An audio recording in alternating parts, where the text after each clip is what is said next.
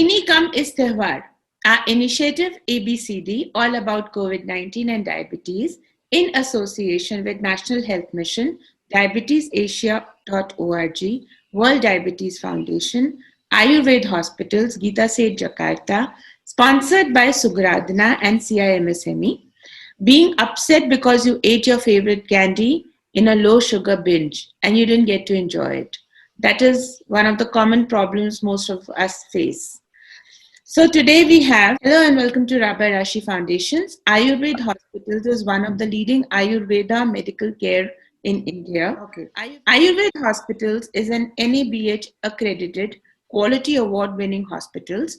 Supporting our initiative, we have the COO Srijit Adamana of Ayurved Hospitals with us. आपका बहुत बहुत स्वागत है.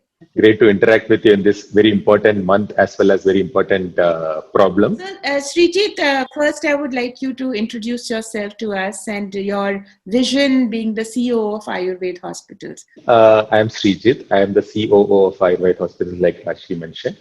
So Ayurved Hospitals, our core objective with which we found the hospital was to bring Ayurveda as a mainstream care for the country. So what we believe is that, during the course of the conversation, I would like to highlight them more is that Ayurveda being one of the traditional assets that we have from our country, right? I mean, it was written, the whole text was written 2000 years ago and with rich and amazing content about multiple conditions.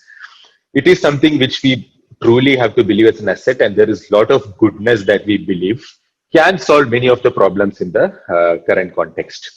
So, for example, non-communicable diseases, which is one of the biggest area in the next 5 to 10 years, and many, even the modern healthcare people are actually talking about it in active sense because this is going to be a huge thing focus. That's something which Ayurveda has very strong and proven solutions. And we at Ayurveda believe, and we have been working over the past 15 years to make them as a mainstream solution for the global community at large. Tell us about a non-invasive tool that detects diabetes with Ayurved Hospitals. Yeah, before we get into that particular tool, I just want to put a few points in perspective about diabetes, right? If I take India as a country, I mean, the facts on the table says that 77 million people are suffering from diabetes and various complications.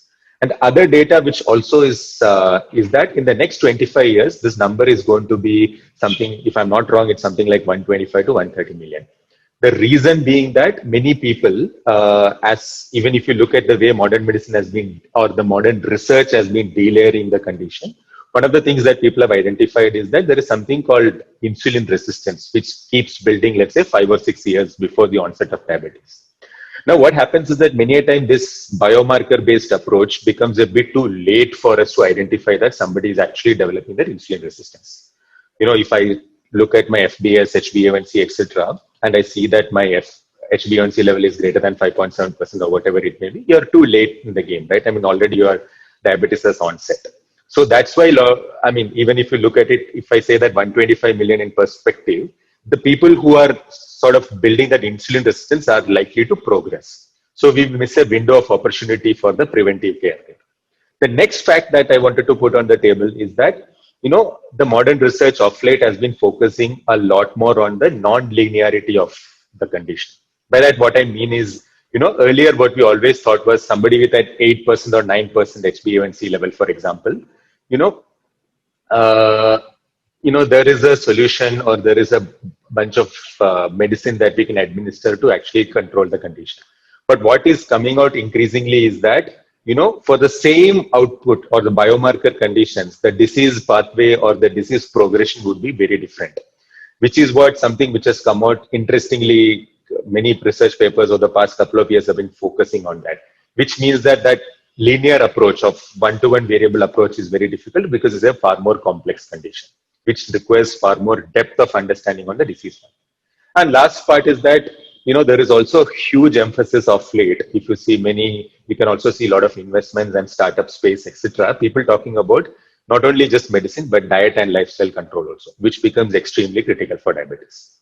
Now, putting all those four together, right? I mean, the fact that huge number of people are there, pre-diabetic, and the thing that is a non-linear condition and the importance of lifestyle. That's where I think our non-invasive tool comes into handy. And it's great to see that, 2000 years back, the textbooks had written about various conditions of the diabetes to begin with.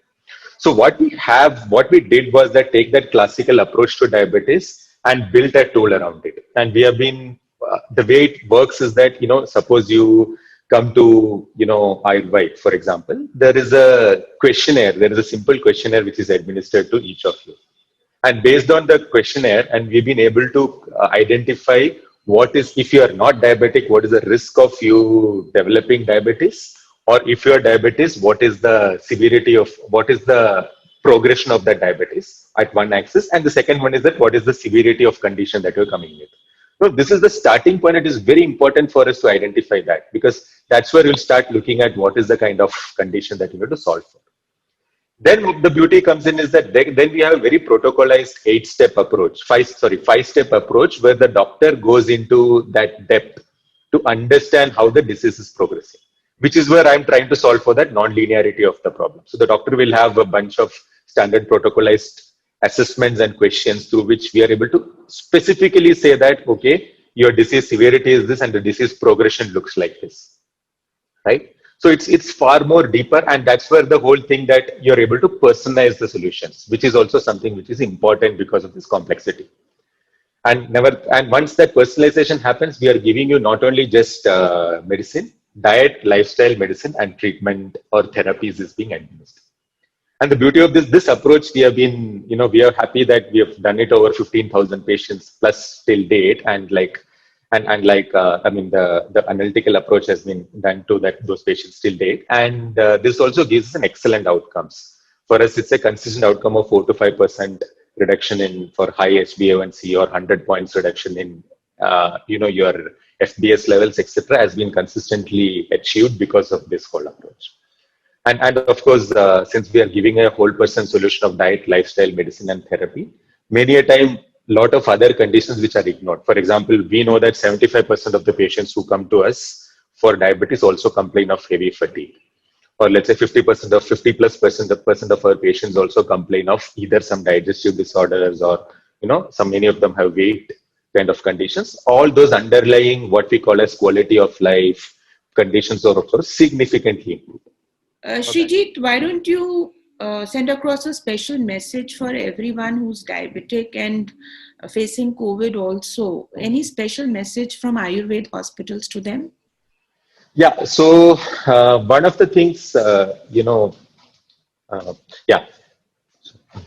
So one of the things, first I'll talk about, there is a lot of hoopla, or there is a lot of things raised around, diabetes being a very serious comorbidity, which you need to be careful about during COVID. I mean, it's a fact also, right? I mean, we also acknowledge that, if you're diabetic and there is a high risk of COVID, I mean, there is no questions about it.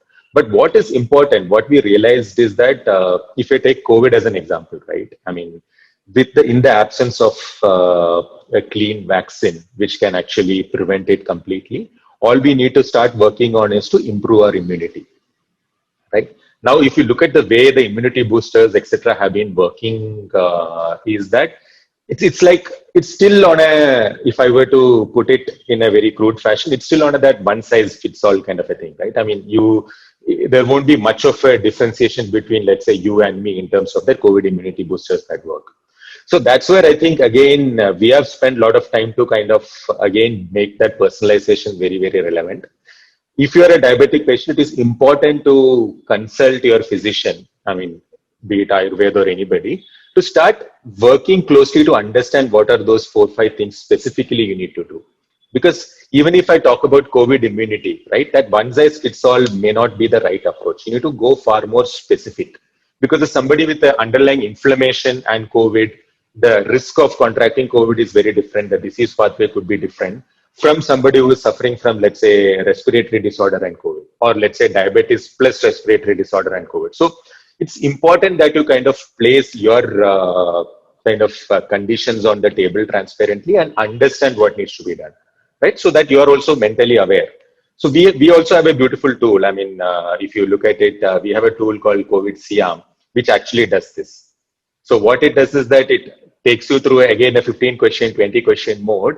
It tries to identify what are those inherent risks that you have. And it will also highlight saying that in the case of you contracting COVID, what is the risk that you may develop severities, right? I mean, I know that 80-85% of you may be asymptomatic if you contract, but then is there some way you can actually bring down that risk of you developing complications? That's where that personalization and specific approach is very important.